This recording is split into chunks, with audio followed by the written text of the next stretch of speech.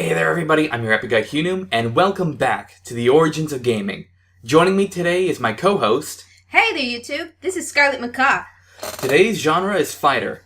The fighter genre first began back in 1976, when Heavyweight Champ was released.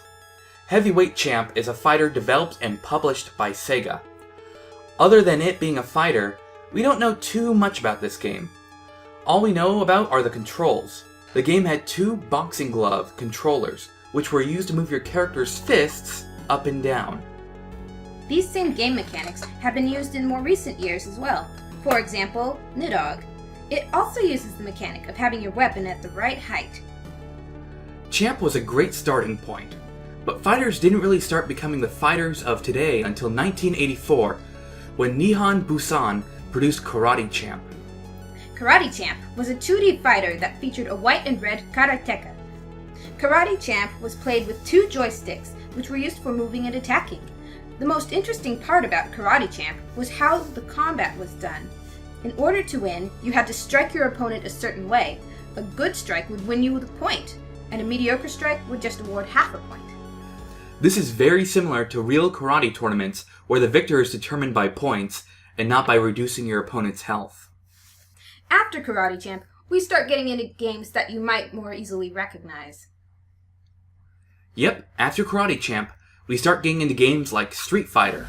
The first Street Fighter game was released in 1987 and featured the street fighting champ we all know and love, Ryu. It was very similar to the Street Fighter you see today. There was even a Hadouken spam. Yeah! However, if you look closely, you'll see a few key differences.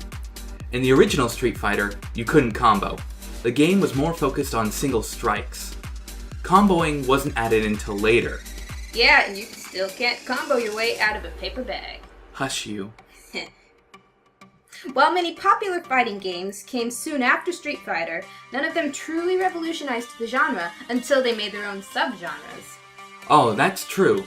The true shift in the fighting genre is when it turned into three different genres. The first genre was 2D, which is what we've been covering until this point. The other two genres are 2.5D and 3D fighters. 2.5D fighters function very similar to 2D fighters. The only difference is 2.5D fighters use 3D models.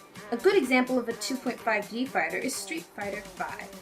3D fighters function much differently though. Instead of walking left to right, the game has you walk in any direction you like. Some fighter fans believe this was a revolutionary mechanic, while others just find it a bit annoying. Here's the thing. There was a 3D fighter before any 2.5D fighters even existed. Wait, what? I know your bird brain might not be able to process this. Hey, you're a bird too! You don't pin this on my birdness. There was a game called Balls. Excuse me? Wait, what? I said there was a game called Balls. With a Z. I heard you the first time, but what exactly was this game? Balls was a very strange 3D fighter. You don't say. Balls was a game made back in 1994. While the characters were not three-dimensional, the stage was, and it had you move on this 3D stage. And that's all you have to say about the game? That's all I want to say about the game. Okay then, moving on. Okay then, which game made the 2.5D genre? That would be Killer Instinct 2. Killer Instinct 2 was a fighting game made back in 1996. It was fairly similar to any fighting game you'd see today. One great thing about the game was the combos. Unlike a lot of games we've covered today, in Killer Instinct 2, you could do some massive combos. That is something that has been important in the fighter genre ever since it's been implemented. When was it implemented? I have no clue. Really? Not even a guess? I would guess, but it's so arbitrary. All I would wind up doing is starting an argument. True. If you tried to answer something that pretty much nobody could agree on, well, you probably wouldn't get very far. Back to Killer Instinct. It was pretty violent for the time, just like Mortal Kombat. That violence isn't anything near what we have now in some games, though. While that's true, the game did get a re-rating recently. And by recently, I mean within the last few years. Oh, really? I bet it got lowered to a T. You'd be surprised. Why is that? They rated it M. You can't see it, but there are question marks above my head right now. You see, they had to re-rate it because they had to change a few things to put it on the Xbox One. That's one of the big rules of the ESRB. Weird. Even weirder that they rated it M, though. There's this thing with the ESRB where big companies get some leniency and, kind of get to ask for a rating. Wait, what? What do you mean they ask for a rating? This isn't the first time something like this has happened with the ESRB. How do you think any of the GTAs got an M rating?